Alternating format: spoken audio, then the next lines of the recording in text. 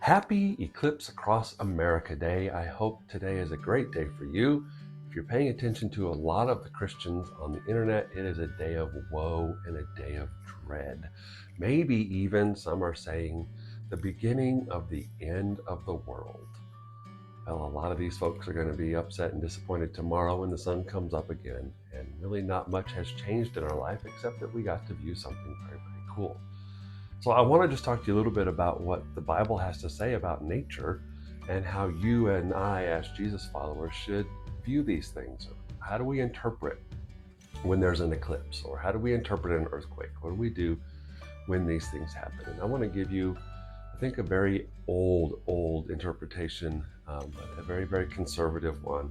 But I think the correct one, and that is to always go to what the Bible says, not what YouTube says and not what some prophets say, but what does the Bible say?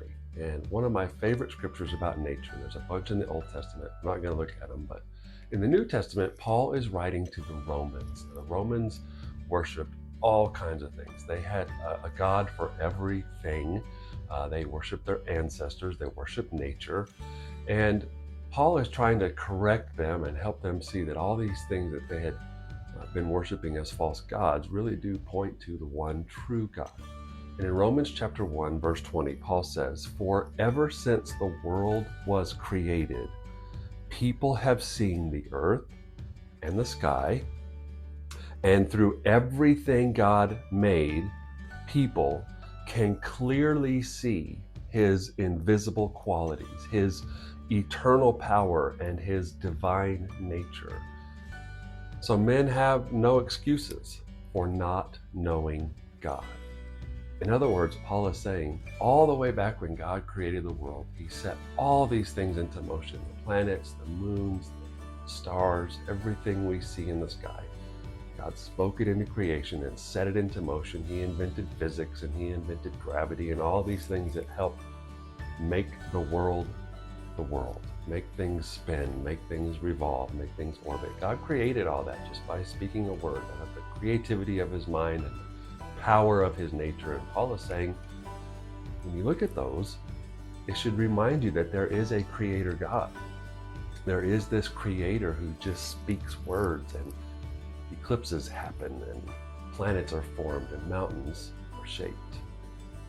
So today, as we look at this eclipse and go outside and put on our safety goggles and look at the eclipse, maybe we should remember that there was a creator, there is a creator, and he set it all in motion. And going all the way back to David would say that the stars, the heavens, the things in the sky, they declare the glory of God. They point out his handiwork.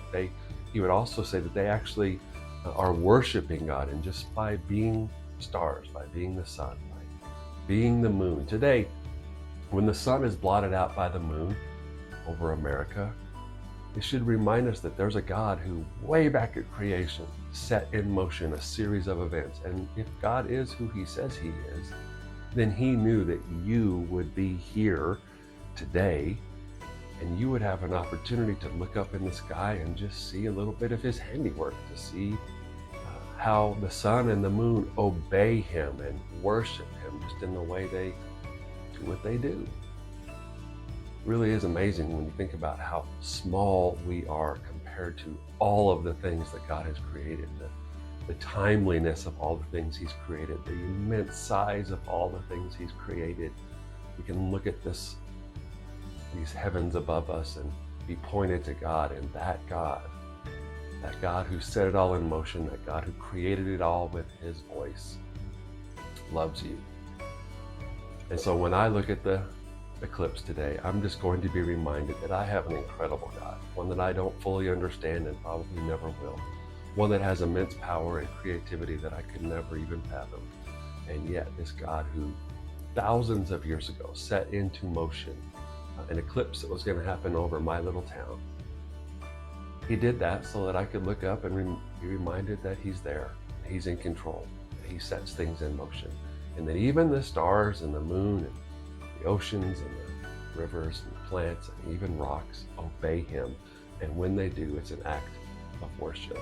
So my experience today with the eclipse is going to be just a prayer to God and a worshipful moment to God and say, you are good and you are amazing, and I don't understand how you did all this, but I don't know how somebody could look at it and not see you.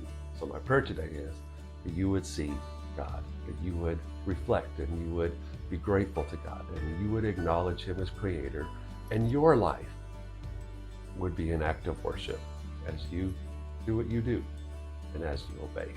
Enjoy the clips today. See you later.